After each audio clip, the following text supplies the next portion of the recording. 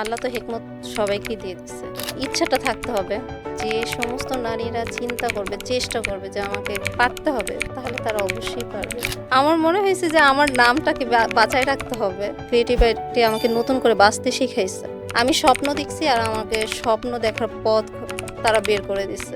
আমার যে সম্মান হয়েছে শুধুমাত্র এই ক্রিয়েটিভিটির জন্য। মেন্টররা না থাকলে আসলে আমি এখানে তানিয়া নাসরিন বসে থাকতাম না। আসসালামু আলাইকুম। আজকের এই পডকাস্টে আমাদের সাথে গেস্ট হিসেবে আছেন আমাদের ক্রিয়েটিভ আইটি ইনস্টিটিউটের একজন সফল শিক্ষার্থী, যিনি একজন নারী হয়ে তার সংসার, সন্তান এবং হাজারো দায়িত্বের মাঝেও নিজের জন্য একটি নতুন পথ তৈরি করেছেন। আজকে আমরা তার কাছ থেকে শুনবো তার এই জার্নির গল্প এবং আজকের এই পডকাস্টটি তাদের জন্য যারা হয়তো জীবনে কোনো না কোনো সময় হয়তো এটা ভেবেছেন যে আমাকে দ্বারা হবে না। কিন্তু একটি সঠিক স্কিল, একটি সঠিক গাইডলাইন একজন নারী কিংবা একজন মানুষের জীবন পাল্টে দিতে পারে। সেই গল্পটাই আজকে আমরা শুনবো আপুর কাছ থেকে। আমাদের সঙ্গে আছেন আজকে আমাদের গেস্ট তানিয়া নাসরিন আপু। আপু, আপনার একটু ছোট করে যদি পরিচয়টা দিতেন। আমি তানিয়া নাসরিন। আমি একজন আ UI গ্রাফিক্স এবং মোশন ডিজাইনার এবং ফ্রিল্যান্সিং করতেছি। আচ্ছা, তো ক্রিয়েটিভ আইটির সাথে আসলে আপনার জার্নিটা কিভাবে শুরু বা পরিচয়টা কিভাবে? ক্রিয়েটিভ আইটির সাথে আমার জার্নিটা ১৭ সাল থেকে ২০১৭ সাল থেকে আ সেপ্টেম্বর মাসে। আমার যখন মনে হইল যে আমার কিছু করার দরকার, তখন আমি অনেক কিছু খুঁজতেছিলাম যে আসলে কি করা যায়? তখন খোঁজার এক পর্যায়ে আমারই নিজের বান্ধবী এরকম অনেকে ডিজাইন শিখে ঘরে বসে ফ্রিল্যান্সিং করতেছে। তো ফ্রিল্যান্সিংটা আসলে আমি ভাবতাম কি ফ্রিল্যান্সিংটা আসলে কি? এটা কিভাবে কি করা যায়? তো যে ওরই ভাবি কাজ করতো আমাকে নিয়ে গেল ওখানে। উনি আমাকে একটু দেখাইলো যে এই যে ডিজাইনগুলি, এই যে ডিজাইন করবা তুমি এখানে থাকবা কিন্তু দেশের বাইরে থেকে তোমাকে অর্ডার করবে। আমাকে আচ্ছা, উনি সরাসরি ফাইবারটাই দেখাইছিল যে তারপর উনি মিরপুরে থাকতেন। কিন্তু আমার বাসা হইছে লালবাগ। আমি কিভাবে শিখবো? এত দূরে যাবো। আ তখন মেট্রো ছিল না। বাসে যাতায়াত করতে হইতো। তখন কাছাকাছি আমি এইটা দেখলাম। এটা আমি ফেসবুকেই দেখছিলাম তখন। আচ্ছা, ক্রিয়েটিভ আইটি সম্পর্কে তার মানে আপনি ১ম একদম ১ম এ ফেসবুক থেকে ফেসবুক জানতেন। থেকে তো গেছি। তারপর আসলে ক্রিয়েটিভ আইটিতে ভর্তি হলেন, সেই এক্সপেরিয়েন্সটা যদি একটু শেয়ার করতেন। আমি যখন ভর্তি হতে আসলাম তখন উনারা সরাসরি আমাকে ভর্তি হতে বলেন নাই। আচ্ছা, যে আপনি আজকেই ভর্তি হয়ে যান। উনারা আমাকে আগে জিজ্ঞেস করছে যে আপনি শিখতে পারবেন কিনা? আপনার সেই সাহসটা আছে কিনা? আপনি সময় দিতে পারবেন কিনা? আপনি ভাবেন। তো আমি বলছি আমি পারবো। তো উনারাও বলছে যে আপনি পারবেন। কিন্তু আপনার ইচ্ছাটাকে আরো আছে কিনা যে আপনি মাঝপথ থেকে থেমে যাবেন কিনা? আপনি তো টাকা দিয়ে ভর্তি হবেন, আপনি কি হুম। মাঝপথ থেকে থেমে যাবেন কিনা? তারপর আমি ভর্তি হলাম যে, "না আমি পারবো। আপনারা আমাকে গাইডলাইন দেন, আমি শিখব।" এবং খুবই তখন আ ডিসকাউন্ট পেয়েছিলাম। আচ্ছা। 50% ডিসকাউন্ট পেয়েছিলাম। তো ওই ডিসকাউন্টে ওইদিনই আমি ভর্তি হয়ে যাই যে ডিসকাউন্ট যেহেতু পেয়েছি আজকেই ভর্তি হয়ে যাই। তার ১৫ দিন পর থেকে আমাদের ক্লাস শুরু হয়। আচ্ছা, তার মানে আপনি একদম ১ম স্টার্টিং যদি আমি বলি তাহলে আসলে গ্রাফিক ডিজাইন দিয়ে উম শুরু করেছেন, রাইট? জি।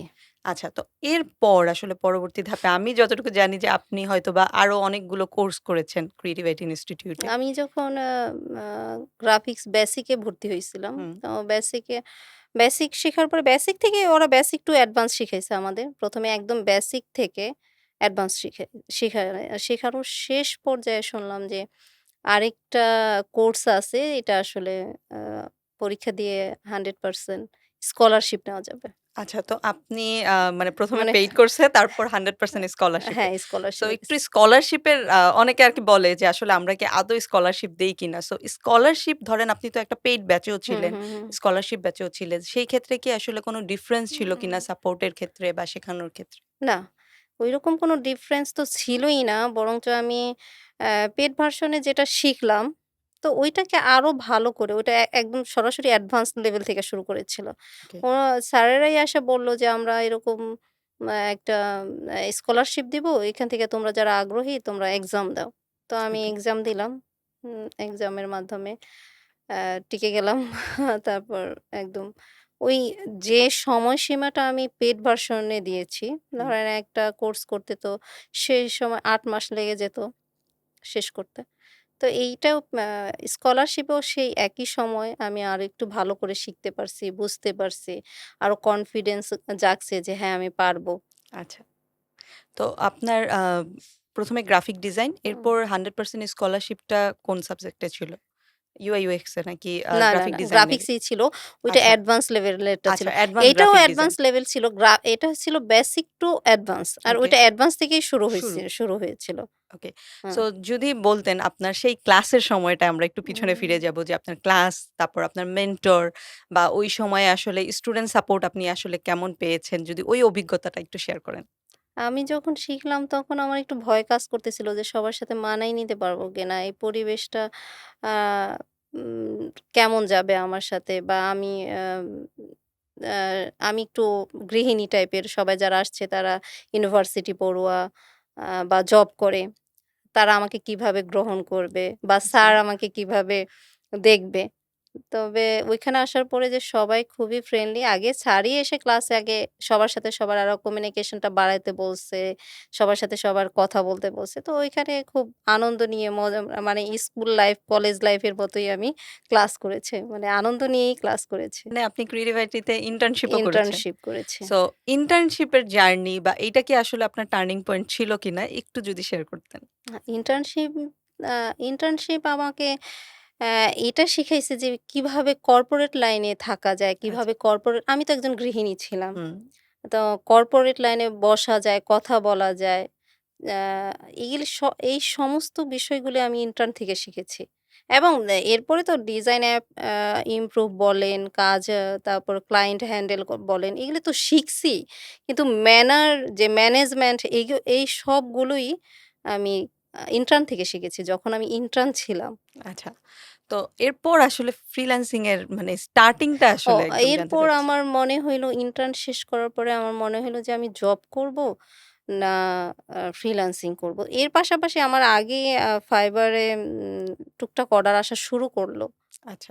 আর শুরু করার পর আমার মনে হইল যে না আমি এখন তাহলে বাসায় বসেই করি, দেখি দেখা যাক কতদূর যাইতে পারি। না হলে পরে আবার জবে ঢুকে যাব এরকম চিন্তা ভাবনা করে। মানে ওইরকম 100% ছিল না যে এখানেই আমার সবকিছু হবে বা আমি আচ্ছা। এখানে প্রফেশনটা নিয়ে নিব এভাবে। পরে এখানে ইন্টার্ন শেষ করার পরে আমি ভাবলাম যে ১ মাস থাকি দিয়ে মাশাআল্লাহ ওখানে আমি টাইম দেওয়ার পরে ওই মাস থেকে আমার শুরু হয় জার্নিটা। বসে থাকতে হয় নাই আমার। আচ্ছা। তো Fiverr থেকে আসলে স্টার্টিং। হ্যাঁ, এখন আসলে কোন মার্কেট প্লেস এ কাজ করছেন? আমি এখন Fiverr আছে আলহামদুলিল্লাহ। আর Dribbble এ তো পোর্টফোলিওর মাধ্যমে এখন যে অ্যা জব পাওয়া যায় এটা মনে হয় যারা ফ্রিল্যান্সিং করে তারা সবাই জানে। আমি Dribbble থেকেই বেশি প্রজেক্টের কাজ করতেছি। আচ্ছা। Dribbble আমার এখন মেক্সিমাম কাজই হয় Dribbble থেকে।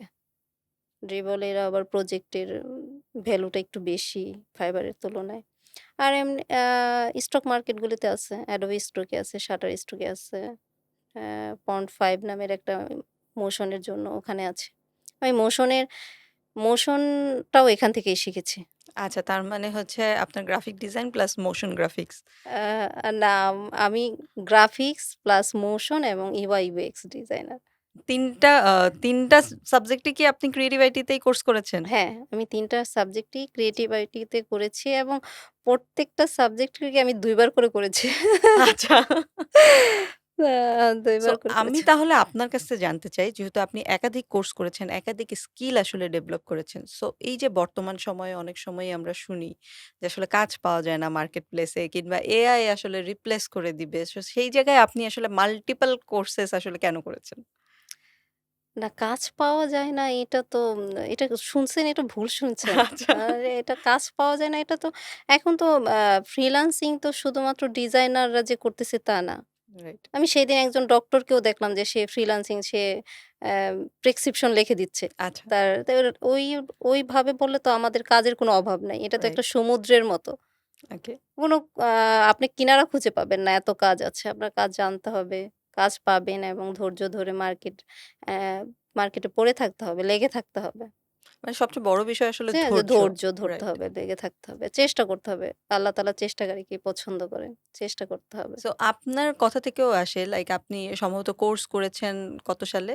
আমি ১৭ সালে ১৭ থেকে এবং স্টার্টিং হ্যাঁ, এখন ২৬ already running. Already running. So এটা আসলে লং টাইম এবং লং টাইম আসলে হয়তো আপনার উত্থান পতনও তো আছে, রাইট? আপনি আ উত্থান-পতন বলতে কি আপনার মনে হবে যে আপনি একসময় হয়তো $১,০০০ করে প্রতি মাসে আর্ন করছেন। কিন্তু আপনার বিজনেস করতে গেলেও তো আপনার এরকম হবে। যে একটা সময় রাইট। অনেক বেশি ভালো থাকবেন, তারপর একটু কমে যাবে, আবার ভালো হবে। ২০২৫ এর জুলাইয়ের পর থেকে আমার একটু খারাপ গেছে। কিন্তু ওকে। ইয়া এখন আবার আলহামদুলিল্লাহ ভালো আছি। রাইট। সো এইগুলো আসলে থাকবেই আপস অ্যান্ড হ্যাঁ, ডাউন, হ্যাঁ, বাট আসলে লেগে থাকাটা অনেক বেশি হ্যাঁ। ইম্পোর্টেন্ট। সো আরেকটু আপনার কাছ থেকে যদি জানতে চাই যে ক্রিয়েটিভ আইটি সম্পর্কে বা হচ্ছে আপনার যে এক্সপেরিয়েন্স লং টাইম আপনি মাল্টিপল কোর্স আসলে হুম। করেছেন। সো আপনার এক্সপেরিয়েন্সটা ক্রিয়েটিভ আইটি সম্পর্কে আপনি যদি একটু শেয়ার করেন। আ মাল্টিপল আ কোর্স করার যে আইডিয়াটা, এই যে চিন্তাটা, এই চিন্তাটা আসলে আমার কোথা থেকে আসলো? আ আমি তো গ্রাফিক্স দিয়ে টাকা ইনকাম করতেছিলাম। হুম, তাই আমরা যখন কাজ করতাম তখন আমাদের মেন্টররা বলত যে, "আপডেট হন।" রাইট। আমাদের অনেকগুলি ইয়েও দেখাইতো। মানে এখন আর মনে নাই। যেমন নোকিয়ার সাথে নোকিয়া কেন পিছনে পড়ে গেল? মানে এইরকম বলত।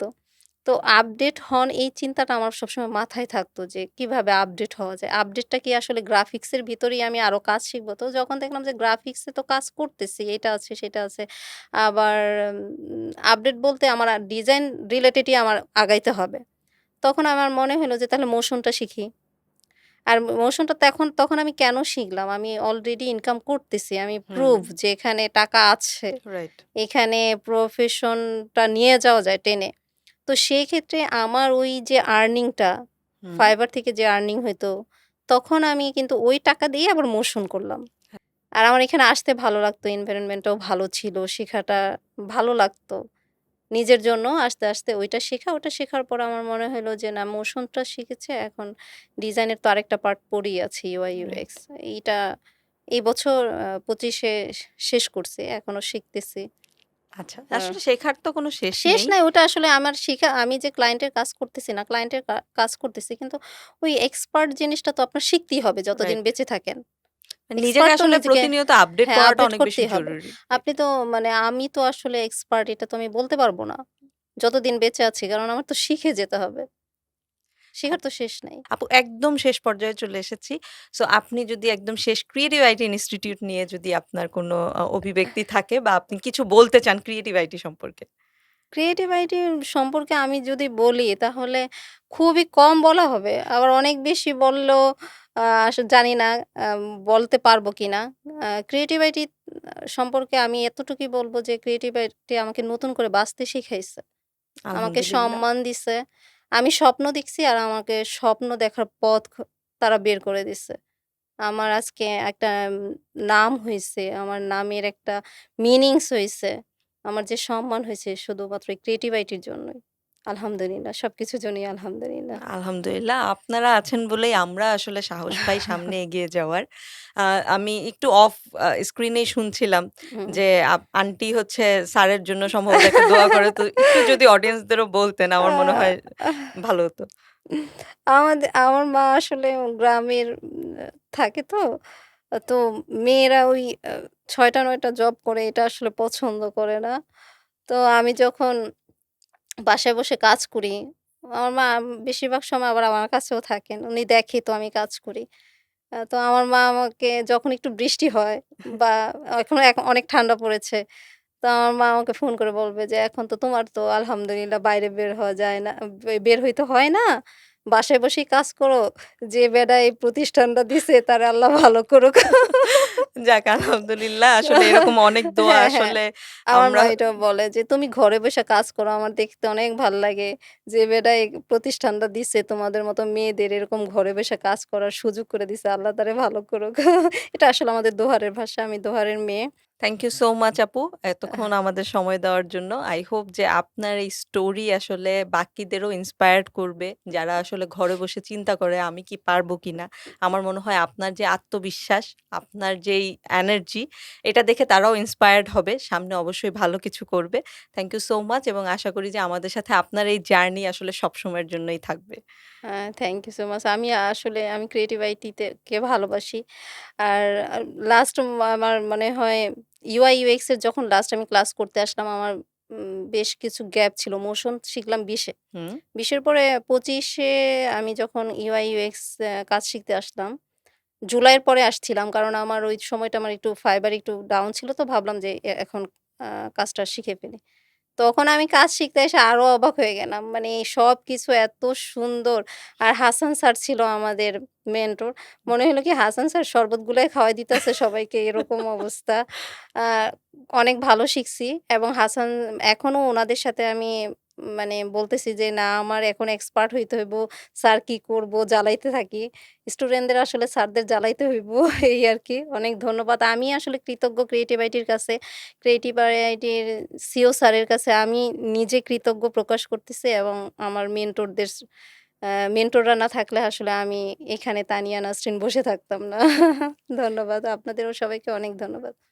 ওকে, থ্যাংক ইউ। এরকম হাজারো তানিয়া নাসরিন আমাদের পথ চলার সাথী। আমরা সবারই আসলে উন্নতি কামনা করি এবং আমরা চাই যে আমাদের এই স্টুডেন্টরা আসলে পুরো বাংলাদেশ না, একদম ইন্টারন্যাশনাল মার্কেট প্লেসেও যেন আরও অনেক ভালো জায়গায় যায় এবং ক্রিয়েটিভ আইটি ইনস্টিটিউটের নাম সব জায়গায় আসলে উজ্জ্বল হোক। আজকের মতো এখানেই বিদায় নিচ্ছি। আপনাদের সকলকে ধন্যবাদ। আসসালামু আলাইকুম।